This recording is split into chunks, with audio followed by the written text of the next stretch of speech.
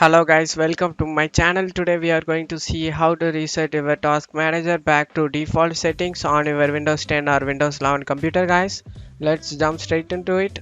Go to search menu and type registry editor. Right click on it and click run as administrator and click yes. Now in here you need to go to current current user folder and expand the software folder and expand the Microsoft folder and search for Windows guys. Windows, expand it and expand the current version and search for task manager.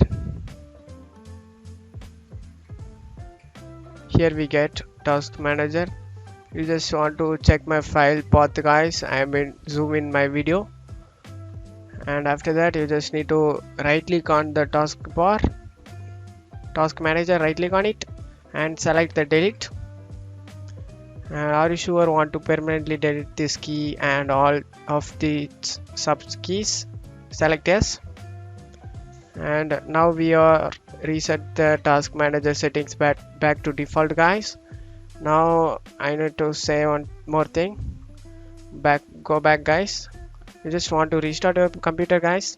Before that, the task manager will recreate the deleted key guys with the default settings and restoring its original behavior and appearance guys, so that you just want to restart your computer guys.